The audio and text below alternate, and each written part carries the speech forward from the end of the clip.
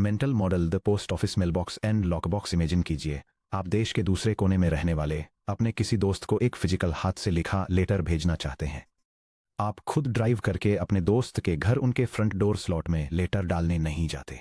इसके बजाय आप अपनी स्ट्रीट पर चलकर जाते हैं और लिफाफे को एक नीले पब्लिक कलेक्शन बॉक्स यानी स्ट्रीट मेल बॉक्स में डाल देते हैं। एक मेल कैरियर आता है, आपका लेटर कलेक्ट करता है और इसे लोकल सॉर्टिंग फैसिलिटी ले जाता है।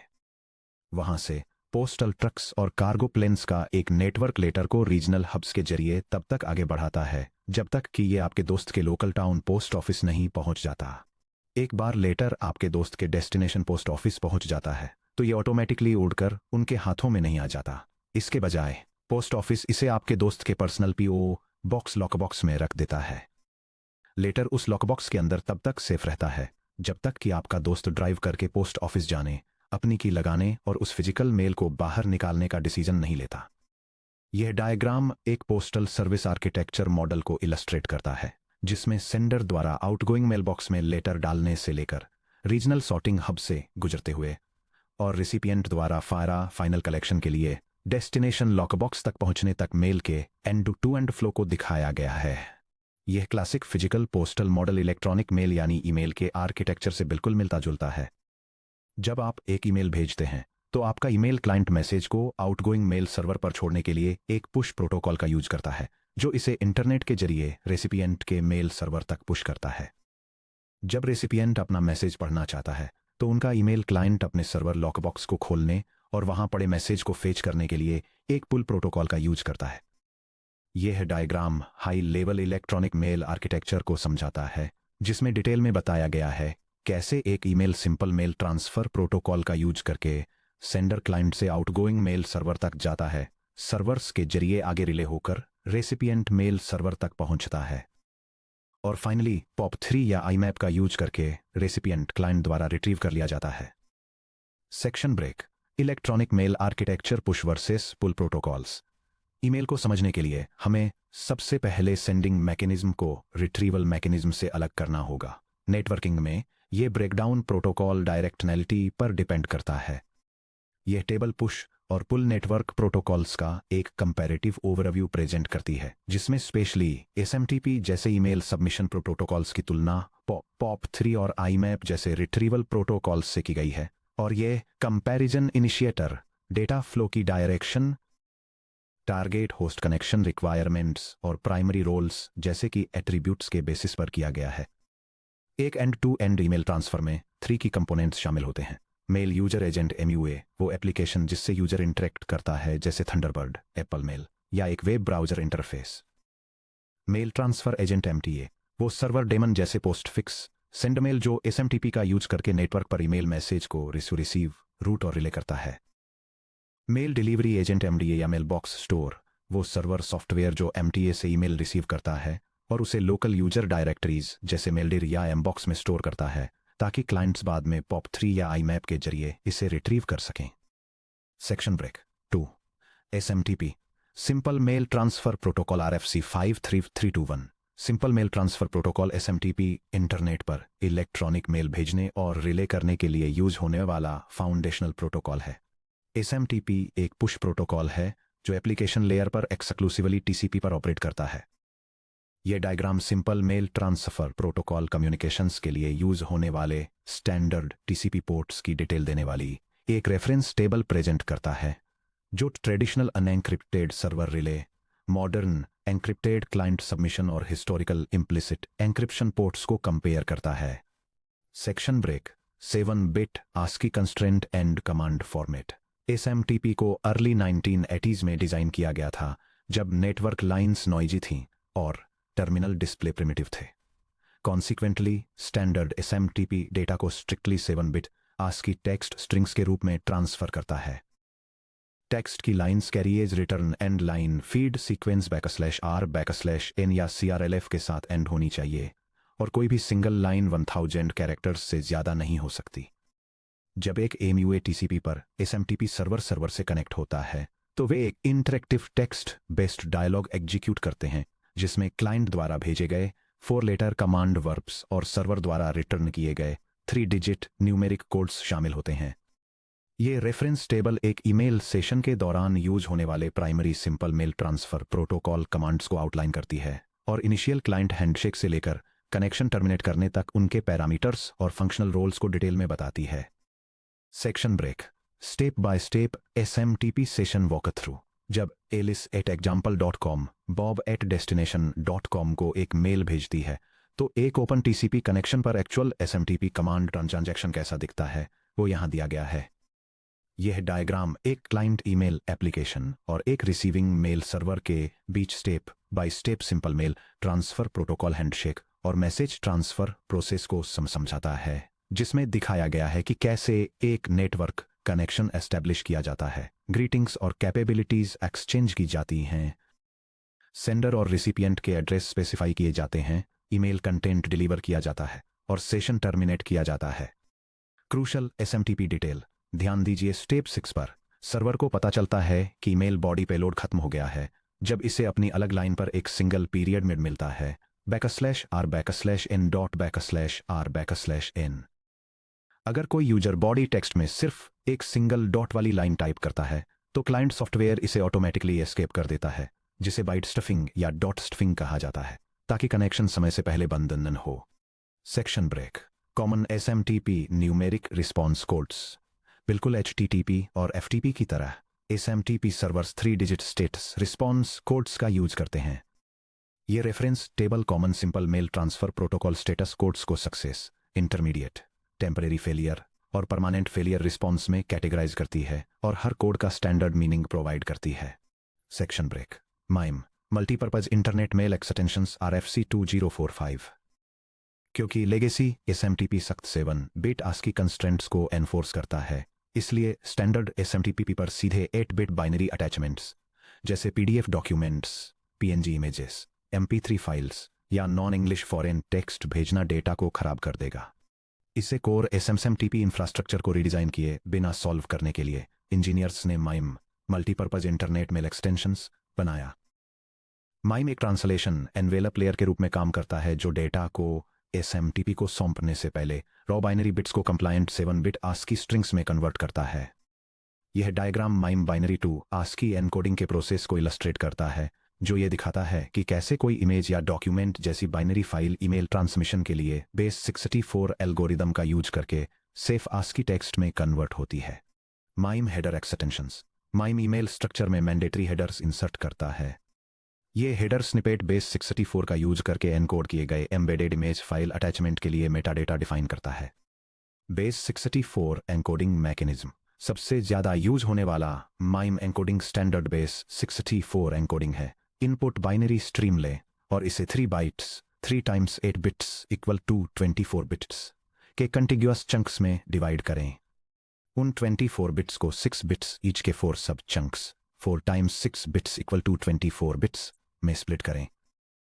Standard base 64 index dictionary A to Z small A to Z 0 to 9 plus और के हिसाब से हर 6 बिट इंटीजर वैल्यू $0 से $63 तक को एक प्रिंटेबल ASCII कैरेक्टर में मैप करें। अगर बाइनरी फाइल बाइट काउंट 3 से डिविजिबल नहीं है तो ASCII स्ट्रिंग के एंड में पैडिंग कैरेक्टर्स इक्वल्स जोड़ दिए जाते हैं। यह ब्रेकडाउन बेस 64 एनकोडिंग के मैथमेटिकल लॉजिक को दिखाता है, यह इलस्ट्रेट करते हुए कि कैसे ASCII कैरेक्टर्स को रिप्रेजेंट करने वाले 3 8-बिट बाइनरी बाइट्स को 466 चंक्स में रीग्रुप किया जाता है और उनके करस्पोंडिंग एनकोडेड टेक्स्ट कैरेक्टर्स पर मैप किया जाता है। Base 64 overhead. ध्यान दें कि बेस 64 3 रॉ बाइट्स को 4 टेक्स्ट कैरेक्टर्स में कन्वर्ट करता है। ये सभी माइम अटैचमेंट्स पर लगभग 33.3% स्टोरेज ओवरहेड कॉन्स्ट्रेंट लगाता है। जब SMTP के जरिए ट्रांसमिट किया जाता है तो एक 9 मेगाबाइट की रॉ इमेज फाइल लगभग 12 मेगाबाइट के टेक्स्ट डेटा में एक्सपैंड हो जाती है। 3. हम ईमेल रिट्रीव करने के लिए SMTP का यूज क्यों नहीं कर सकते?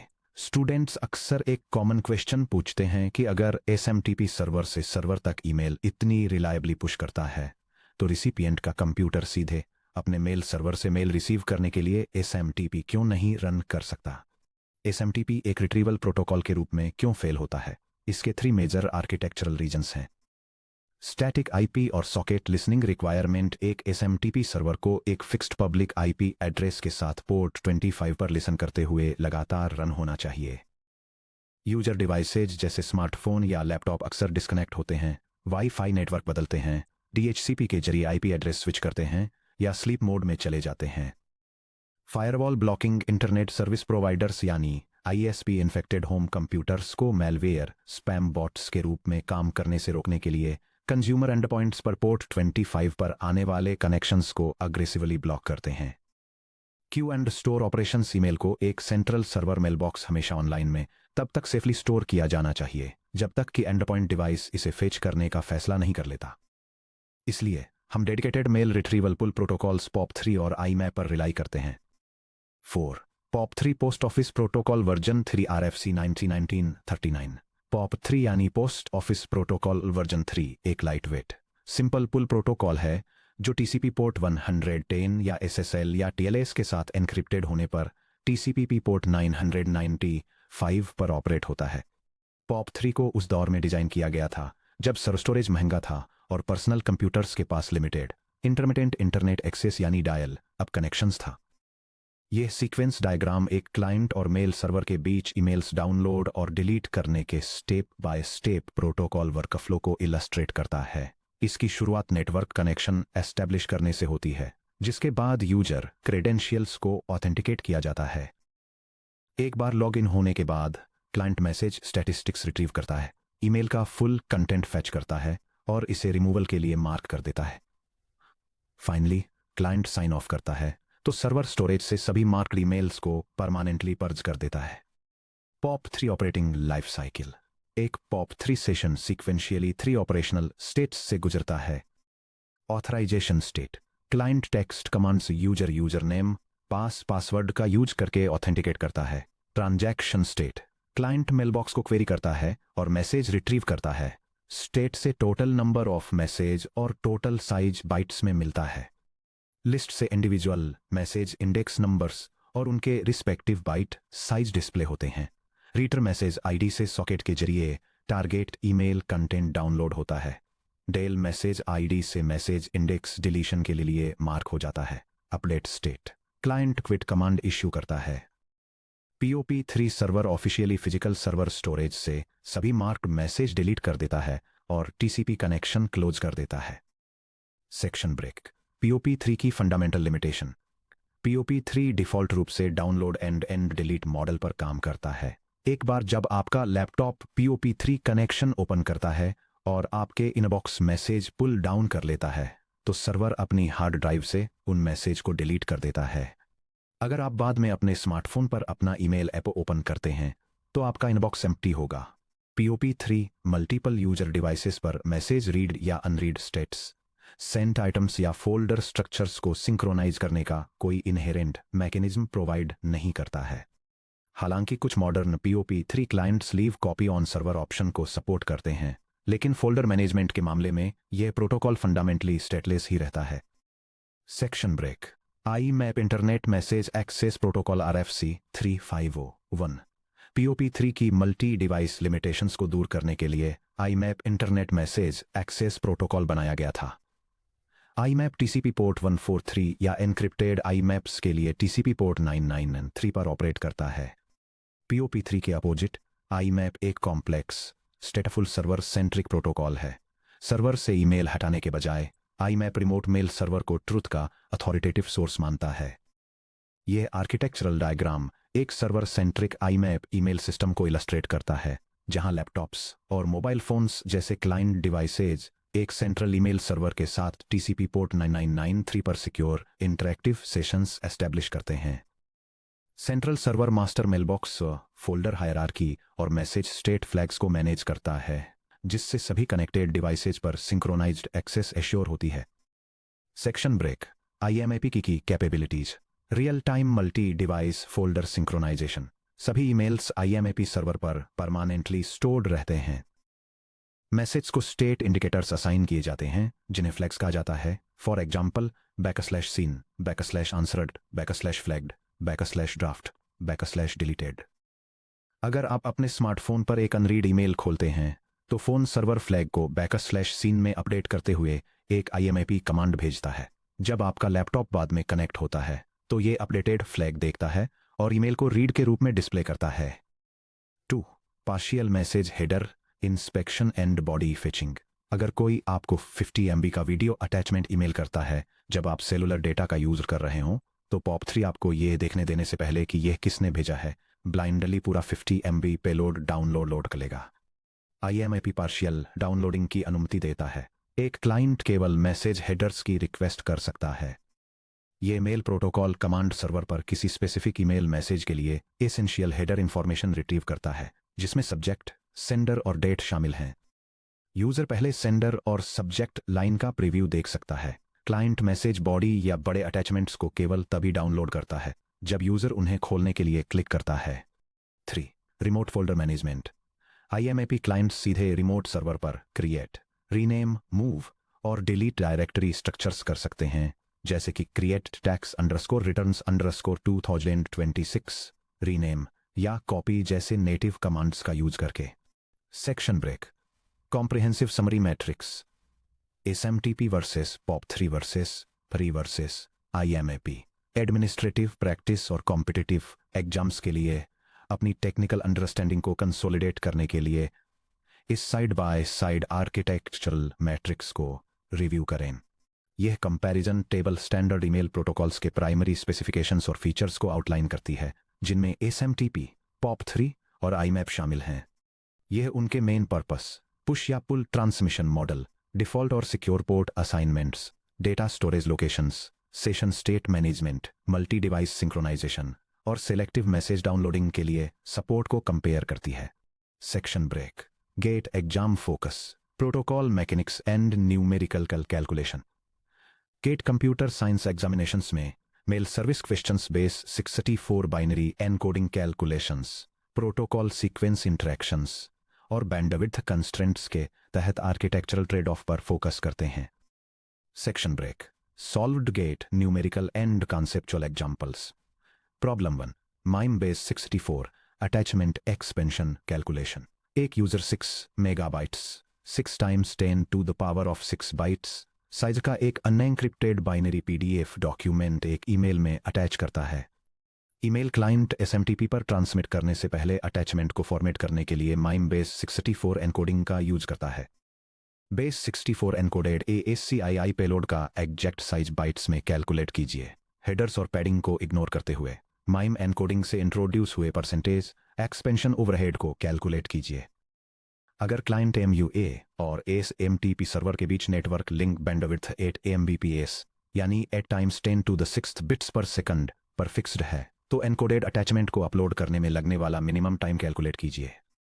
Solution. Encoded byte calculation base 64 3 बाइनरी बाइट्स के ग्रुप्स को 4 ASCII टेक्स्ट कैरेक्टर्स यानी बाइट्स में कन्वर्ट करता है। Encoded size equal original size times 4/3। Encoded size equal 6 megabytes times 4/3 equal 8 megabytes equal 8 × 10⁶ bytes. Percentage expansion overhead. Overhead equal encoded size minus original size over original size times 100। Overhead equal 8 megabytes minus 6 megabytes over 6 megabytes times 100 equal 2/6 times 100 equal 33.33%। Upload duration. पहले encoded payload size को bytes से bits में convert कीजिए। Payload in bits equal 8 × 10⁶ bytes times 8 bits per byte equal 64 × 10⁶ bits. अब upload time T calculate कीजिए।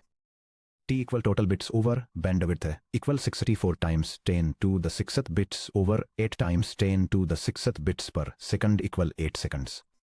Section break.